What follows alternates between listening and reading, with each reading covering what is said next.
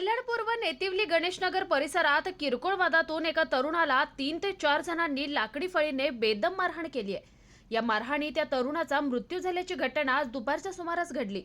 सूरज सोमा इलम असं मयत तरुणाचं नाव आहे।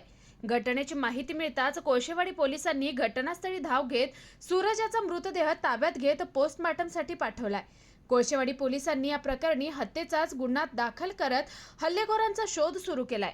आज दुपारी 1-1:30 वाजताच्या सुमारामध्ये नेतिवली चौकीच्या समोरच्या भागामध्ये सूरज सोमा इलम नावाचा इसम हा काही युवक मुलांसोबत भांडण करत असताना दिसतो।